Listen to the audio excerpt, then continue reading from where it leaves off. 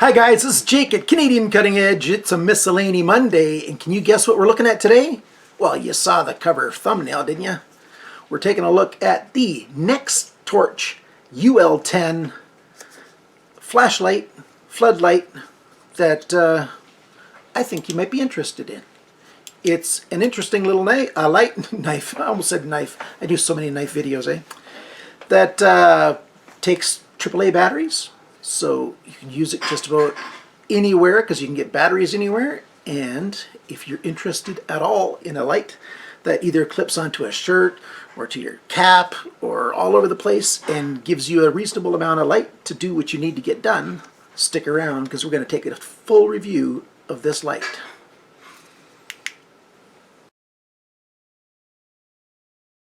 There won't be an awful lot to say about this light because it's a simple little light that does what it claims to do, and it does it well.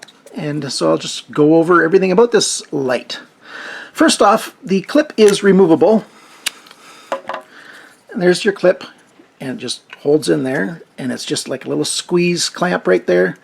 And that works really well with putting the light either onto your baseball cap. You just slide it on so it's on the bottom of the baseball cap, or if you want your light on the top, you just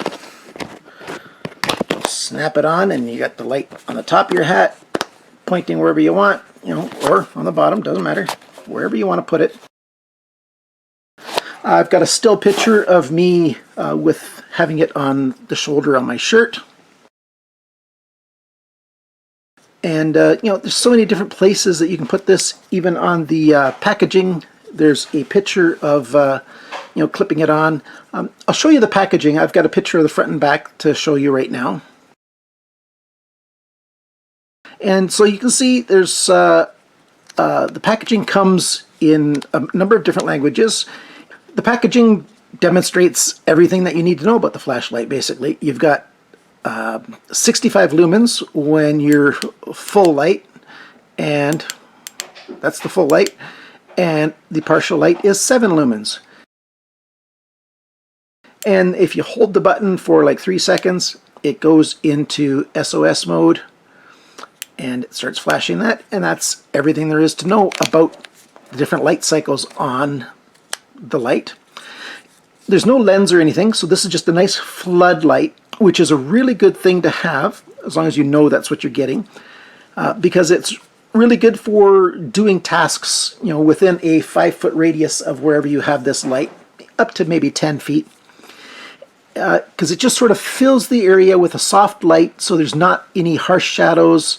I find sometimes when you've got a bright flashlight that's really focused, the harsh shadows make it sort of distracting and makes it actually a little more challenging to see the things that you want to see. Whereas a soft floodlight like what this one does makes it easier to, it makes it more comfortable to look around and see the things that you need to see. And this thing does a nice soft floodlight. That gray switch right there is the button that you can see to change the light on and off. One thing I did find that I really liked about that button is when I had the light, you can put it both ways. So let's take it back off, flip it over, put it back on this way. So now the button is here and the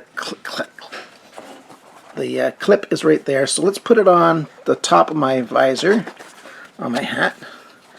So you can see the button right there. Now when I'm wearing it, all I have to do is reach up and squeeze, and it turns the light on and changes it.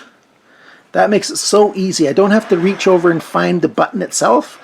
I just squeeze the whole unit, and it turns the light off and goes through the cycles. Very convenient that way. So if you get yours and it's clamped on the other way around, because it does work both ways, you could just turn it over, or if you like it this way, if you prefer it this way, you just turn it over and you do it this way. No problem at all. Really good little feature there. The battery is in this side here. You see you've got your 2 gray sides, and the one gray side has got this little notch in there, and you can use your fingernail or your thumbnail or whatever, open it up, and the batteries are inside. and it's just AAA batteries. And it'll accept rechargeables or alkaline or whatever. Just put 2 of the same in there, whatever you do. And it just works fine. You've got your symbols right there, your plus and your negative, so you can see which way the batteries go in for it to work. And it just works. When you buy it, you're getting good batteries. That's a really good thing.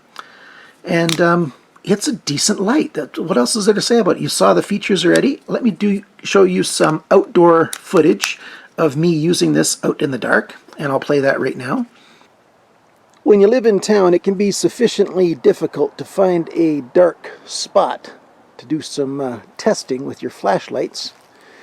But I found this spot between a building and some trees. And so I'm going to demonstrate what the light looks like. So first I'm going to turn off my other light, and then we're going to see what the UL10 looks like. So there we are. It is dark out, and I'll turn on my UL10, and there you go.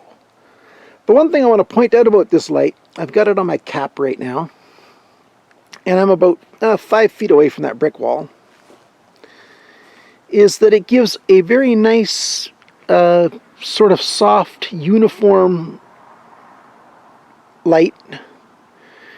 And so you can sort of see everything around you.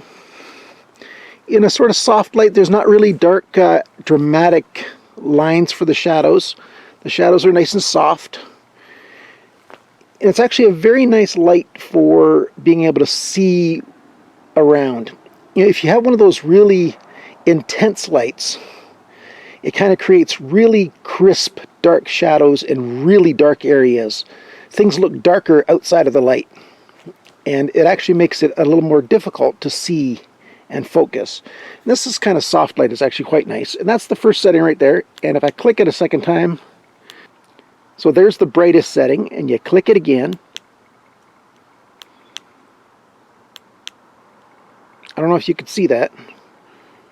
I think from my angle, I can't see anything on the LCD, but you can sort of see just sort of this dull light, I hope. And you can see how it just sort of barely lights up things. I think this is around 70 lumens. This isn't enough light for doing anything outside, really. It's not safe to go walking around if you had this much light, or this little light, that's what I should say. But it's adequate in, say, if you're out and you're in a survival situation, or you're just camping, or you just whatever. It's a decent little light to, you know, do your business, if you will. If you want a little bit of a sort of a night light kind of setting, and that's all that it does. And you can just either double click it and get back to your full light. And the full light is safe enough for me very easily to go for a walk. I don't have to worry about running into anything. I can see what I need to see. Yeah, we still have some snow. And, you know, I'm not going to run into a tree by accident. It's an okay light. And find my way around. End up, seeing if I got a little dead end here, so I can turn around safely and I can get back out of it. No problem at all. So it's not really a good light for doing a search for anything. But if you need to navigate with this kind of light, it'll work. It gives you, a good, 15, 20 feet of reasonable clarity. And you can get around with it this way. I just hope that this recording clearly demonstrates what it looks like to me. I'll find out when I play it back when I get back in the house. See you back inside, guys.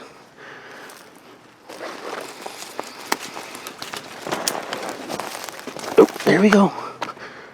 So now that you've seen the outdoor footage, you see how it works, you see something of how much light it gives off. It's not really the best thing to do outdoor footage with a camera at night because the camera adjusts to how much light it lets in, so it's not really a super accurate portrayal of how much light you see, but it gives you an idea of how much light you see, so that's why I included the outdoor video. It's a good light. I like it. It looks It's compact. It looks good. It doesn't look cheesy or silly. It's made robustly. It's water resistant. It's drop resistant. You know, of course, it's not waterproof. You know, you can't dunk this underwater and expect it to keep going. You know, it might for a while, who knows. And you can't throw it on the ground and expect it not to break. But, you know, under normal use, normal wear and tear that something like this would get, the thing keeps working. And, you know, I've dropped it and played with it and splashed water on it. No problem. It's a good light. I like it. The NexTorch UL10 flood clip-on light. So there you have the light. Thank you for liking, subscribing, sharing, commenting, and we'll see you next time as long as there's enough light to get around.